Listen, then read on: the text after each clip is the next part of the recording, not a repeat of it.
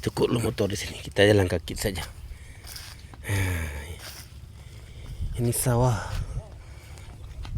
tidak kering, tapi tidak juga banyak air untuk dibajak untuk musim tanam berikutnya. Nah, inilah proyek sarana fisik kita kunjungi kali ini di Kampung Payabunyut.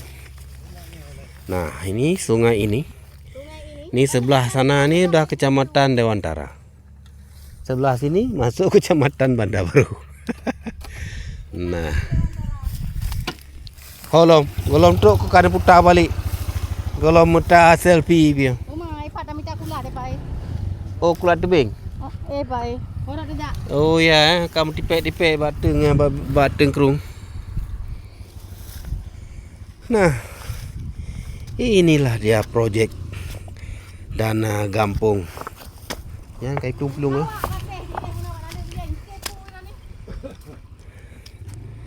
Nyamban ni. Proyek sedang musim hujan yang kelagi nyo kerungkum le daerahnya.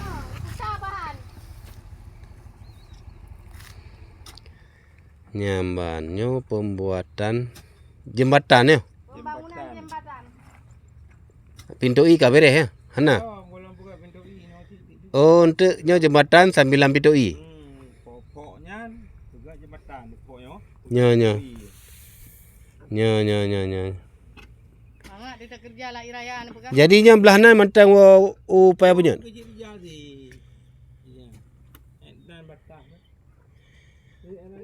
Rangkang dia belah deh kawo kubu limang. Kubu limangnya hayo Dewan Toro. Oh, yang kekurung-murut di kubu limang ini. Ceknya woho.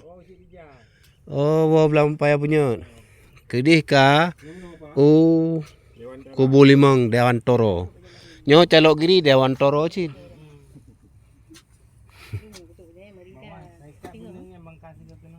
Nyamban. Nyo krung nyo pe kedih bak jalan elak hoi. Ya. Nyo kena pe ibu.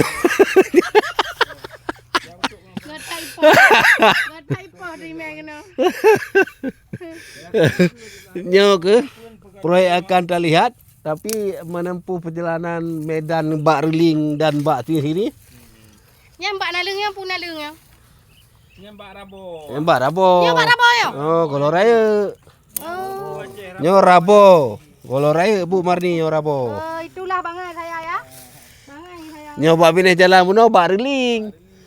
Pak yang bak bini jalan puno bak reling. Yang tak lewati puno yang kena jaro-ro ni kan.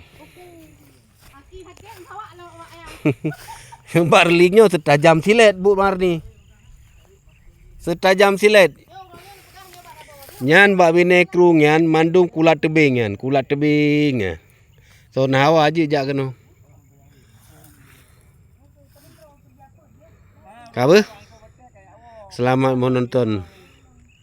Assalamualaikum.